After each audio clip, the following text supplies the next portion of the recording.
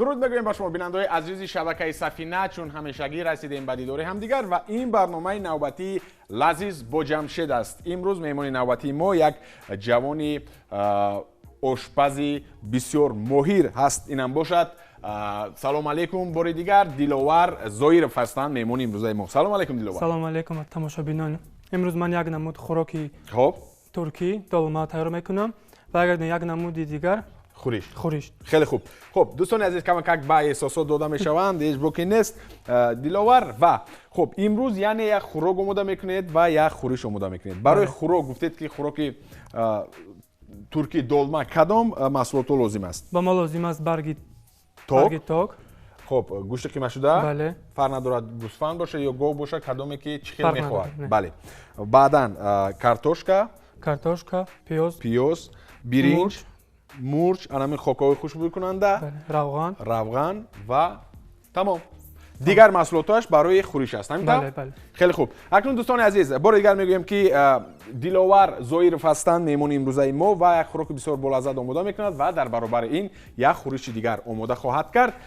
ما شروع میکنیم بعد از چند لحظه و بعد از یک وقفه کوتاه برمیگردیم و شروع میکند دلوار با آماده کردن خوراک. ما رو همراه باشید. دلوار از چی شروع میکنیم؟ سر اول پیاز رو ریزه میکنیم. خب اول اینو من فعال کنم. بله. بلندتر باشد یا پستر؟ بلندتر باشد. بلند باشد. خیلی عالی. خب اکنون ما این رو بلندتر میگذاریم. خیلی خوب. و روغن رو میاندازیم. بله. خب روغن رو میاندازیم. مرحمت گرمتر میشود. و خب که اگر لازم اومد من با شما کمک میکنم. شروع میکنیم از میده کردن پیاز. خیلی خوب.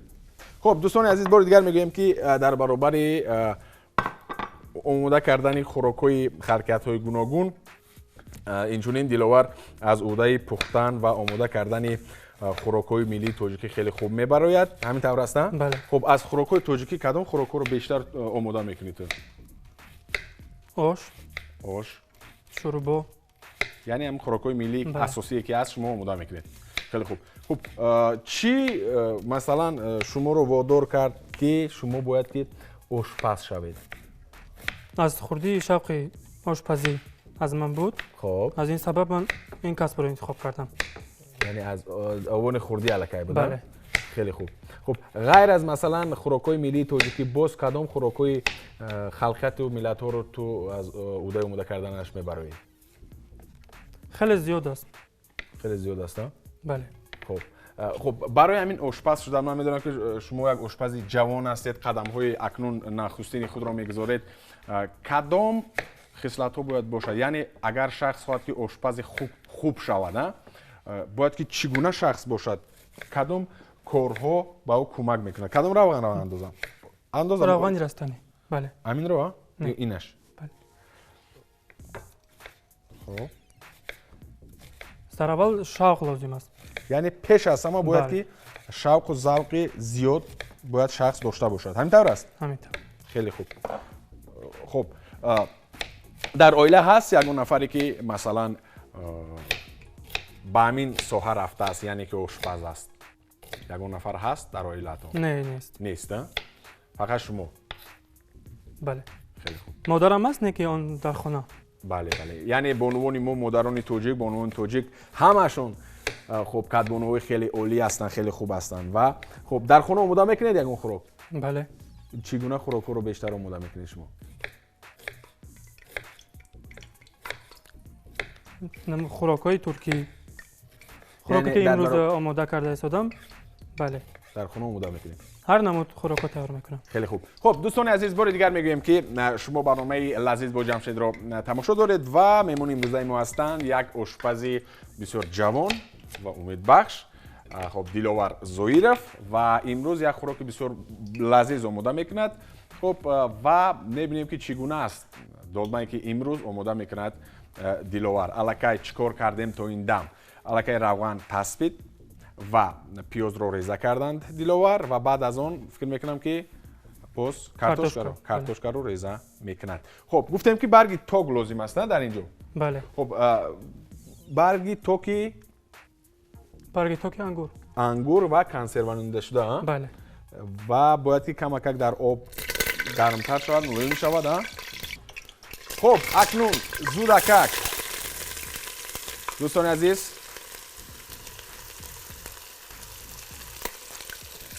پیاز رو میاندازیم مرحمت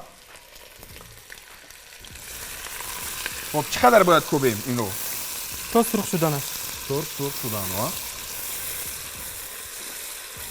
مثلا شما الکی تحصیل کردید در همین ساحه مثلا ساحه آشپزی همین طور است بله آشپز قنات آشپز قنات یعنی که در برابر آشپزی خوراک گوناگونی با لذت پختن شما الکی باز از عهده آماده کردن کلچه قندها رو برآمده میتونید خیلی عالی خب چقدر باید که این چی شود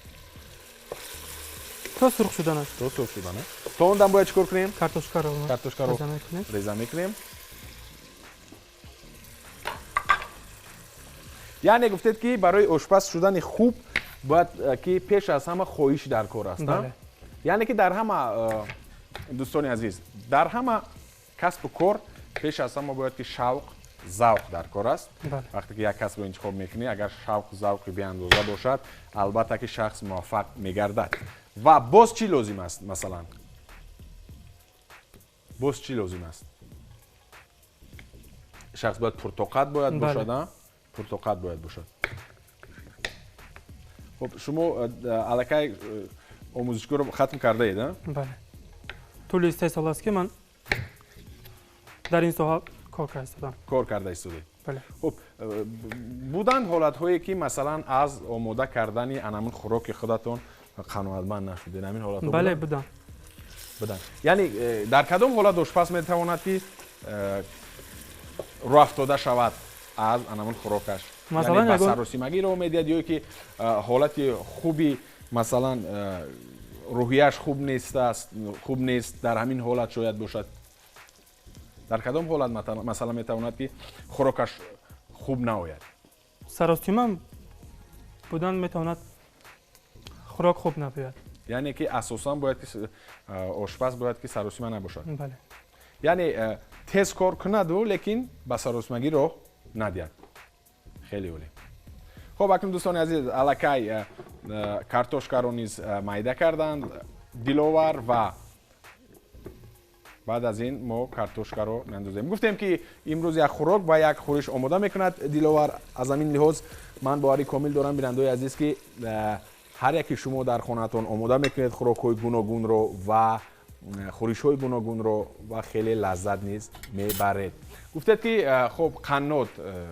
یعنی شما آشپز قنات تحصیل کردید از عهده پختن و آماده کردن کلچه قندها نیز میبرید بله چگونه است مثلا میشود که هر یک آشپز من بارها میگویم با آشپزانی که نفرانی که شرکت می‌ورزند در برنامه ما خب برای چی مثلا آشپزانی توجیک خب کدبانوهای توجیک یگون هست که خیلی کم یگون خورش یگون خوراک نو ایجاد نمیکنن که مثلا در جهان مشهور شود شاید مثلا نسل جوان این رو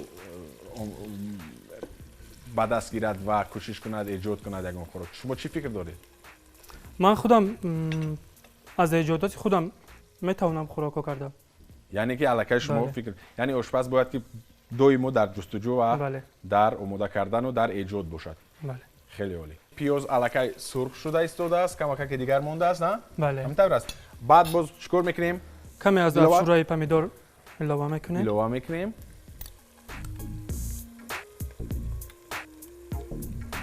عالی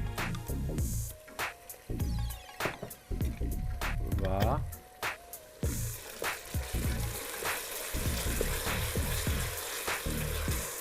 باز میکوبیم ها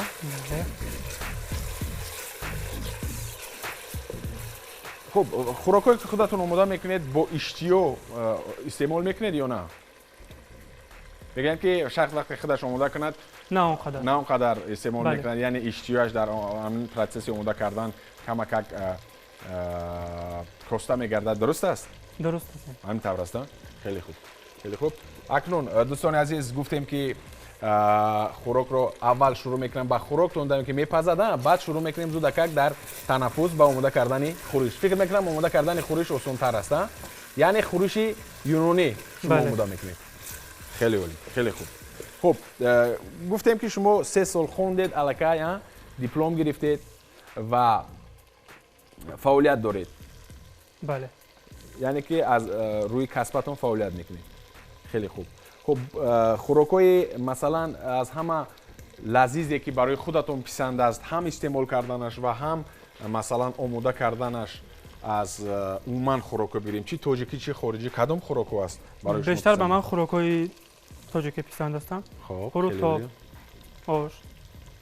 همه نمودی خوراکای تاجیکی به من پسند است. خیلی پسند است. بله. خیلی عالی. خیلی خوب. ما کارتوشکا رو میاندازیم. کارتوشکا رو میاندازیم بله. خب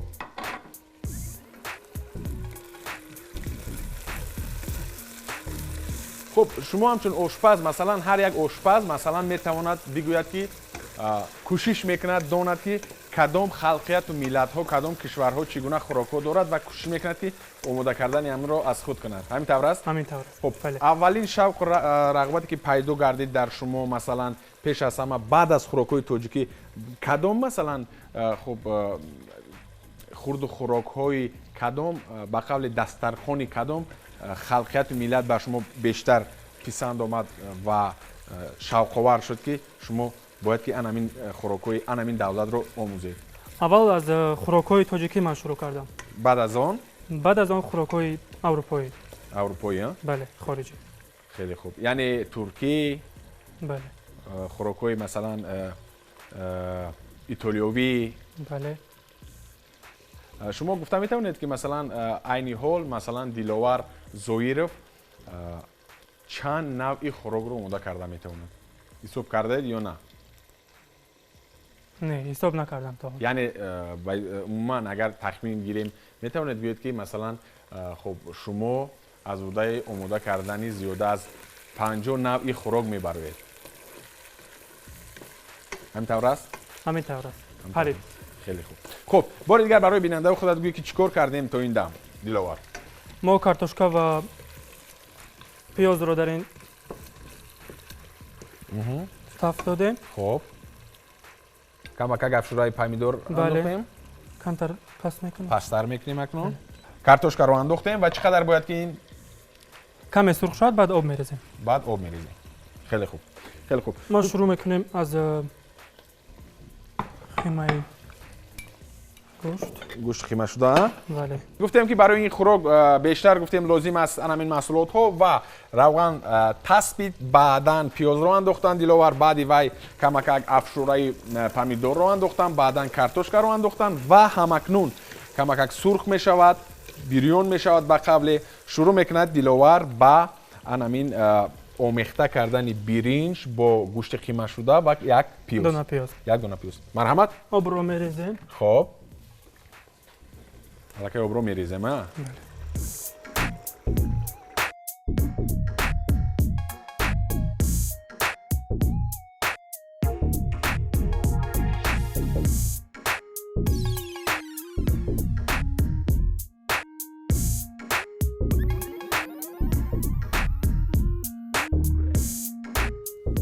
نمک رو میاندازیم و کمی مرچ و زیره. یعنی بعد از نمک رو انداختن خاک‌های خوشبو کننده از جمله مرچ، زیره و قرنفلی کوفته شده. خب دوستان عزیز اکنون در آنجا پره پیاز کارتوشکا کمک ایلوه کردند مثلا افشورای پامیدور بعدا خاک‌های خوشبو کننده نمک آبش رو انداختند تا اندمی که میجوشد و آمیخته میکنیم گوشت خیمه شده رو با پیاز و برنج. خیلی خوب. شروع میکند اکنون دیلوار این زینه دویومی آماده کردن این خوراک است. یعنی بعد از اونی که شما آمیخته میکنید فرش رو گوشت خیمه شده رو با انا برنج و پیاز بعداً چیکار میکنیم؟ بعداً بر درونی برگ میپیچونیم. میپیچونیم و واردی دیگ میکنیم. بله. خیلی خوب. خیلی خوب. خب در مجموع مثلا آماده کردن این نوع خوراک چقدر وقت رو میگیرد برای هر یک مثلا آشپز؟ اگر مثلا میتونند در خانه آماده کنند مثلا آشپزان کدبانوها چقدر وقت رو میگیرد؟ 40 دقیقه. 40 دقیقه. 40 دقیقه. خیلی عالی. اکنون شما شروع میکنید؟ بله. کمی مرچ ilova میکنید. خب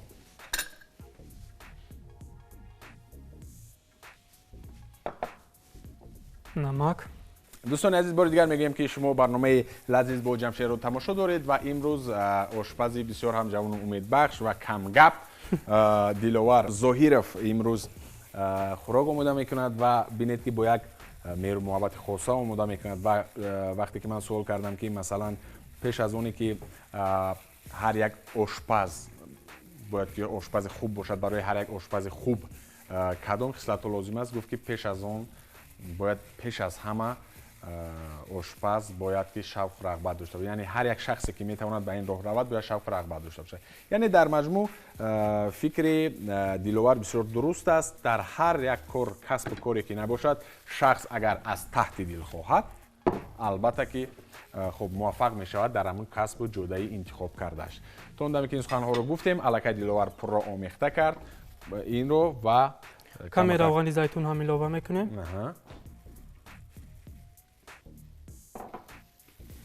روغن زیتون رو ilova میکنیم. و این خوراکی که آماده کرده ایستاده برای چند نفر است؟ تقریبا برای 4 نفر. 4 نفر.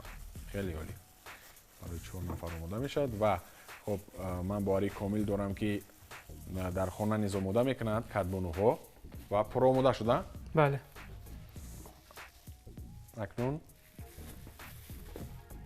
اکنون میپیچونم. خب اکنون دوستان عزیز تاکویی که دیدید شما الکی در آب کمک گرم شدند، ملایم شدند و در همینها میپیچونیم. دوستان عزیز ما خلل نمیرسونیم و دلاور شروع میکند با پیچوندن همون گوشت قیمه شده آمیخته پیاز و برنج واردی همون برگ‌های تاک میکنند که من فکر میکنم خیلی عالی است.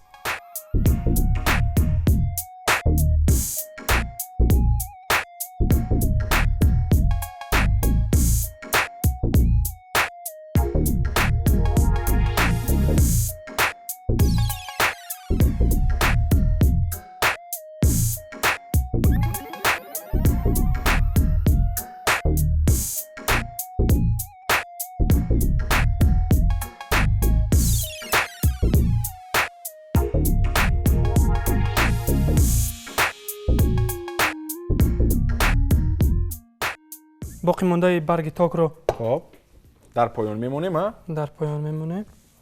اول باقی مونده های برگ تاک رو میمونیم.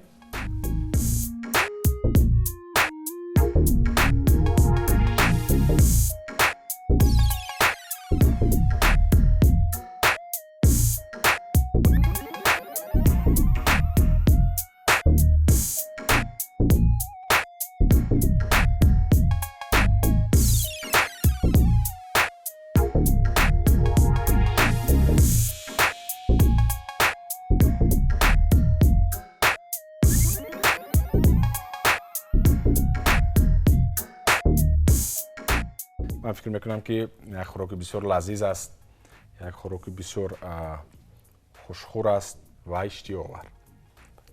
خب یعنی کارتوشکا رو باز میگذاریم در اونجا. بله.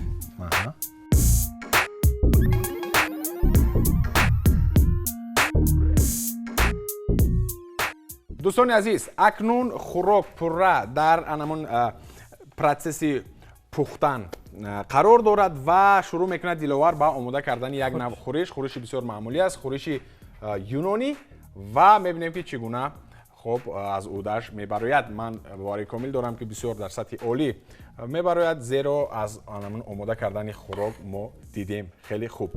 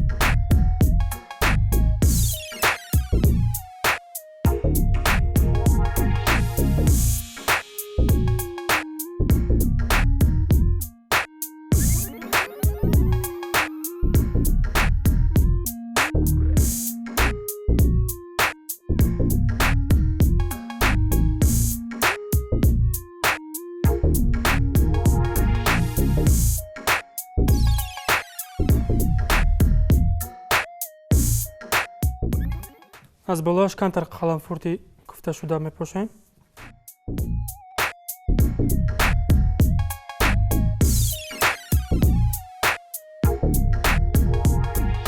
خب اکنون چی مونده است دلاور؟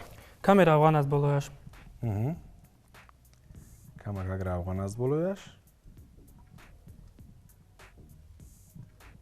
روغن زیتون ها؟ بله. خیلی خوب. و کیفایا. دوستان عزیز اکنون خورشی که آماده کرد دلاور پر را آماده شده است و وقتی اون رسیده است که خوراک رو اکنون به همین ظرف میگیریم و پیشکشی شما میکنیم. بعد از چند لحظه برمیگردیم. گفتیم که خورش پر را آماده شد و وقتی اون رسیده است که خوراک نیز آماده است و به بالای ظرف میگیریم. مرحمت.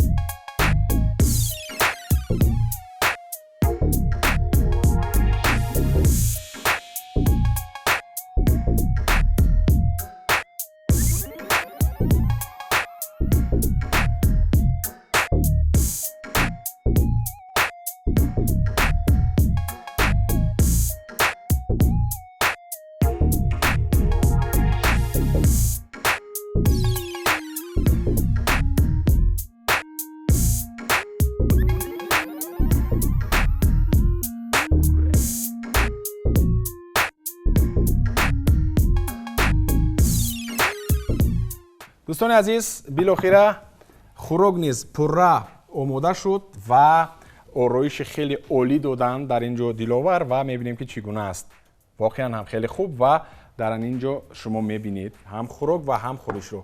بعد از یک لحظه برمیگردیم و با شما خداحافظی میکنیم. برو همراه باشید.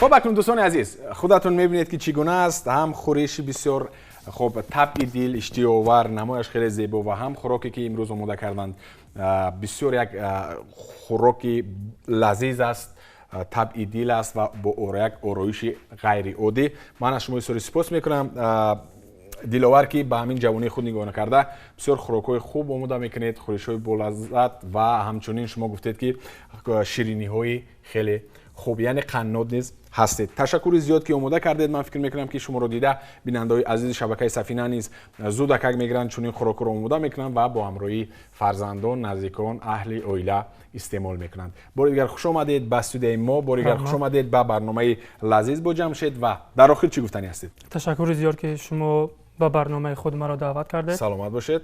من باوری دارم که از این نمود خوراک‌ها تماشابینان نیز در خانه‌شون آماده میکنن. خیلی خوب. بیننده‌های عزیز اینجا باشد برنامه نوبتی لذیذ با جمشید با آخر میرسد. باره کامل دارم که هر یکی شما چنین خورش و خوراک‌ها رو آماده میکنید در خانه‌تون با اهل عائله، فرزندان و نزدیکان استعمال میکنید. همیشه سالم و بردم بمانید، خود و نزدیکانتون را احتیاط کنید و تا دیدار نوبتی. خیر دوستان.